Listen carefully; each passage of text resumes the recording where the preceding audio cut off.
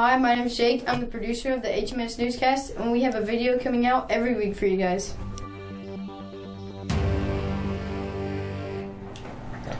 Okay, we're here this morning with Mr. Phillip and Mr. Baker. Talk a little bit about some things that are going on in the school. Well, I'll start.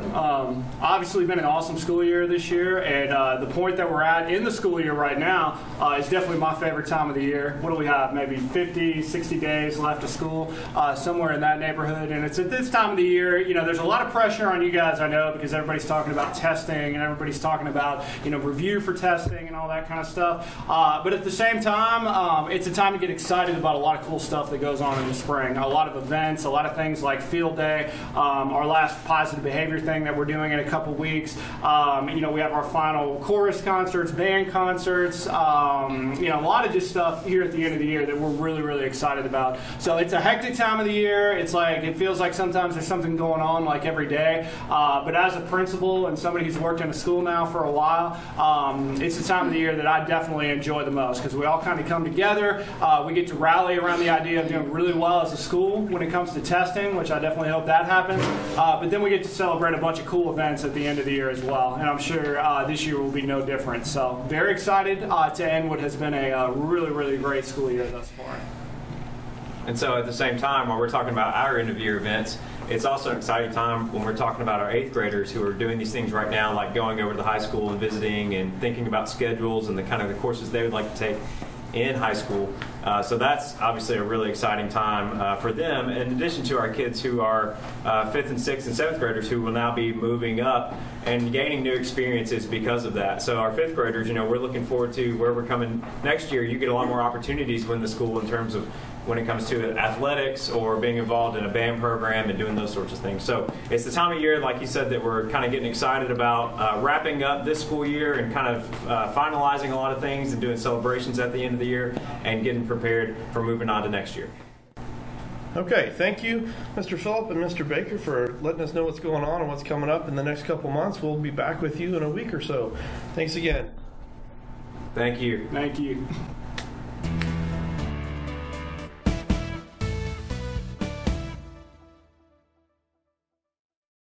Here with Ms. Palmer today. She applied for a sports grant. We have some questions for you today. Okay. Did you try anything else before you got this grant? Yes. For a long time now, for the past several years, I would just buy equipment myself and bring it to school.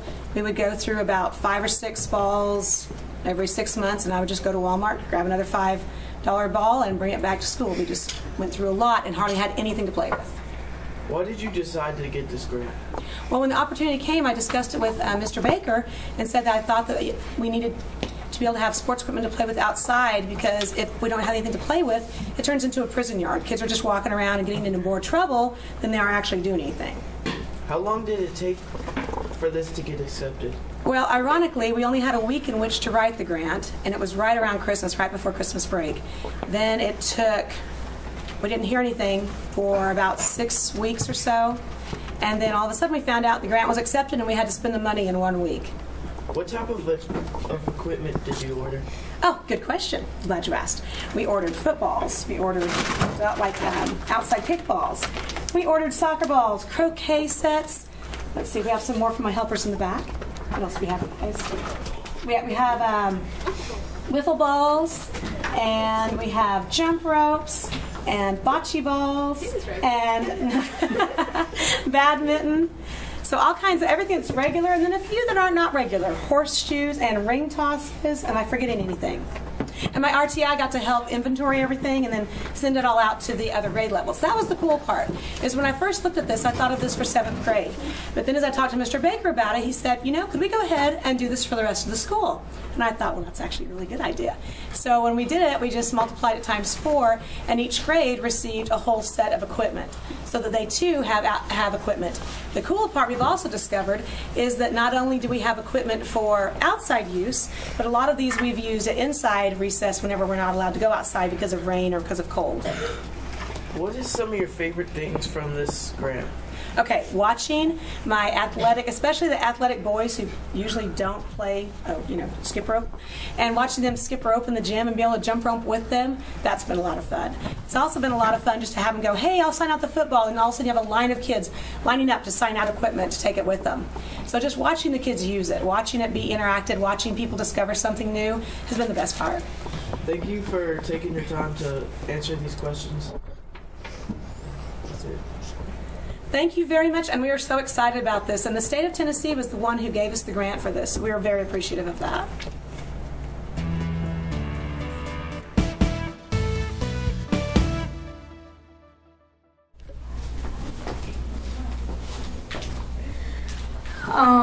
So why did you pick the Union City field trip? I always try to find fun, interesting places that students haven't discovered yet. And so Union City, being that it's 2.5 hours away, is a place that a lot of students haven't had a chance to experience. And so I always try to find fun, exciting places for our students to visit. And what is in Union City that we will be visiting? It's a great interactive museum. There's an indoor part of the museum, and inside the museum it's got a lot of hands-on activities. There's a giant dinosaur skeleton. There's a really cool slide that's been created. There's a whole section of like war memorabilia with some of the vehicles, some of the transportation, and then outside there's some really cool settlement buildings to visit and some really cool activities to do outside as well. Okay, and why did you want to be in charge of this field trip? Actually, all the 6th grade teachers are kind of in charge. I'm just the one that fills in the paperwork and turns it in. But as a grade level, we make that decision together. And actually, last year, Ms. Helm is the one who mentioned Discovery Park. And so we just kind of took it from there and decided that would be a really fun, cool place for our students to visit.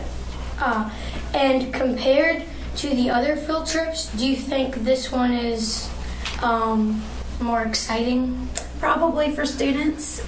It's different than the other 2 field trips. We've gone to see the movie Wonder, and then we went to see the play Mockingbird. This one's an interactive field trip, so it's going to take us a little bit of time to get there, so we get to travel on charter buses, which is always exciting for students. And then we'll be moving around and doing a lot of hands-on activities. It's a full day of fun. We won't get back till about 5:30 that night, so I think the students will probably say this is their favorite. All right, and is there any last questions or details you would like to add? I don't think so. I'm just looking forward to a great time, and I hope the 6th graders are getting excited too. Hello HMS, I am Lucas Patterson with your local weather. This past weekend was a rainy mess, leading to today's cold front and current temperature in the 40s. Let's take a look at the radar. As you can see, we did experience some early morning snow, with only a little sticking to the cars and plants. The roads remained clear and open. Most of that moved through the area quickly and onto the plateau. Current radar shows the early flurries moving out of our area and some overcast but no precipitation anywhere nearby. Today's weather will continue to be an overcast and cool. Expect another night of chilly temps tonight before a warm-up tomorrow afternoon with lots of sunshine, a high in the 70s. The extended forecast calls for highs in the mid-60s to low 70s and lows in the mid to upper 40s most nights. As you can see, it will be a week of much-needed sunshine. Great weather to get outside. Have a great week, HMS.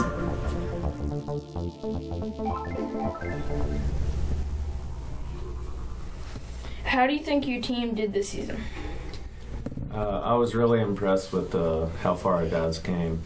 They really exceeded my expectations. We've ended up having one of the best seasons we've had in the last 10 years. Okay. What do you think y'all improved on? I think we improved on our consistency. The guys learned to play under control. At the beginning of the year, we had a little bit of trouble taking care of the ball and taking good shots and playing under control, and I think that was the thing that we improved on most, is that we passed the ball really well, and the guys shared the ball and ended up having really good teamwork. What are you looking for in a player at tryouts next season? Tryouts are very difficult for me, but the thing that I'm looking for during that time is somebody who can make a difference. They might make mistakes, that's okay, but what do they make happen on the court? Do they make shots? Do they make plays for their teammates? Do they follow directions? Do they listen well? Those are just a few of the things I'm looking for. Do you think your team next season will go farther than your team this season? Well, they can't go any farther because we made it to the championship game of our season-ending tournament. So if we can go as far as we did this season, they'd be doing really well. How do you think that your players will excel next season? We've got some experience coming back, and we're excited about the guys that played JV last year. So I expect that we could have a good season if things go well and if the guys really develop. We'll have to have individuals get better. That's the thing that I tell my players is if they get better, our team gets better. So it all depends on how much better our players become. All right, thanks. That's all.